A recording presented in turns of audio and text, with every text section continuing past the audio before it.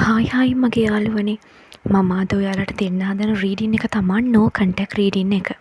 ඉතින් පයිල්ස් දෙකක් තියෙනවා මෙතන. ඔයාගේ නෝ කන්ටැක්ට් පර්සන් ගැන හිතලා මේ පයිල් දෙකෙන් එකක් තෝරන්න. මම කියන්නම් මේ වෙලාවේදී එයා මොනවද ඔයා ගැන හිතන්නේ කියලා.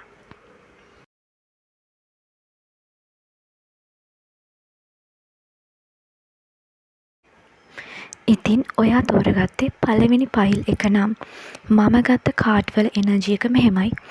මට පේන විදිහට ඔයාගේ නෝ කන්ටැක්ට් පර්සන් මේ වෙලාවේදී මොකක් හරි දෙයක හිර වෙලා ඉන්නේ. ලොකු ටෙන්ෂන් එකක් එක්ක. නමුත් මට පේනවා මෙයාගේ හිතේ ඔයා ගැන තාම අයිඩියා එකක් තියෙනවා. ඒ කියන්නේ affection එකක් තියෙනවා. නමුත් මේ වෙලාවේදී එයා ඔයාලා දෙන්නගේ කනෙක්ෂන් එක ගැන තීරණයක් ගන්න බැරුව තමයි ඉන්නේ. එයාගේ පොඩි වික්ටිම් ගතියකුත් පේනවා. මේ නෝ කන්ටැක්ට් පර්සන් එයාගේම සිතුවිලි වල හිර වෙලා ඉන්නේ. ඒ වගේම මේ පුද්ගලයාට ලොකු ඊගෝ එකක් එහෙම තියෙනවා. මෙයා දැනට මෙයාගේ ජීවිතයේ තියෙන මූලික දේවල් ගැන හිත තමයි ඉන්නේ. ඒ කියන්නේ එයාගේ ජීවිතේ ප්‍රයොරිටිස් ගැන.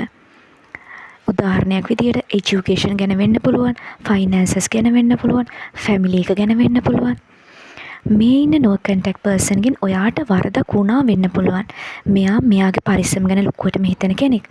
මෙයා මේ මොහොතේ නම් අවදානමක් ගන්න ගතියක් මට පේන්නේ නැහැ. ඒ කියන්නේ අවදානමක් අරගෙන ඔයාට කතා කරයි කියලා මට හිතෙන්නේ නැහැ. මොකද මෙයාගේ හිතේ ගිල්ටි ෆීලිං එකක් තියෙනවා මෙයා කරපු දේවල් ගැන. සමහර විට මෙයාගේ වැඩවලින් ඔයාගේ හිත ගොඩක් රිදිලා වෙන්න පුළුවන්. නමුත් කොච්චර ප්‍රශ්න ප්‍රයොරිටිස් එයාගේ ජීවිතයේ තිබ්බත් එයා ඔයා ගැන හිතනවා. එයාගේ හිතේ තාම ඔයා ගැන තියෙනවා. තාම එයා ඔයාව හිතෙන් අයින් කරලා නැහැ. ඉතින් මේක තමයි පයිල් නම්බර් 1 ඔයාගේ රීඩින් එක.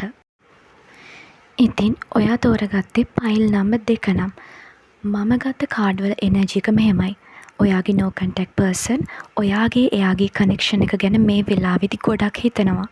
සමහර විට එයාට ඔයත් එක්ක ලස්සන මතකයන් තිබ්බ වෙන්න පුළුවන්. ජොයිෆුල් දේවල් ඔයාලා දෙන්නගේ chats වල තිබ්බ වෙන්න පුළුවන්. එයාට ෆීල් වෙනවා ඔයාගෙන ගොඩක්.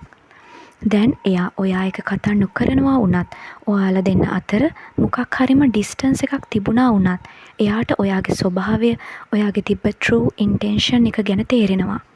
මේ වෙලාවේදී එයා කල්පනා කරනවා අතීතේ වුණ දේවල් ඔයාලා දෙන්න අතර ඔයාලා දෙන්නගේ ලස්සන මතකයන් ගැන එයා මෙනෙහි කරනවා.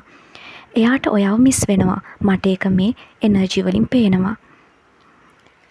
ඊගෝ එකකින් හිතනවා වෙනුවට එයා මේ මොහොතේදී හරි වැරද්ද හොඳට හිතනවා කියලා පේනවා. සමහර වෙලාවට ඔයාලා දෙන්න නෝ කන්ටැක්ට් ඉන්නේ මිස් අන්ඩර්ස්ටෑන්ඩින් එකක් නිසා වෙන්න පුළුවන්. මිස් කමියුනිකේෂන් එකක් නිසා වෙන්න පුළුවන්.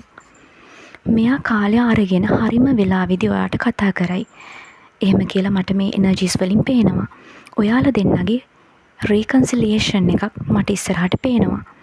ඉතින් පයිල් නම්බර් 2 මේක තමයි ඔයාගේ නෝ කන්ටැක්ට් පර්සන් ගැන රීඩින් එක.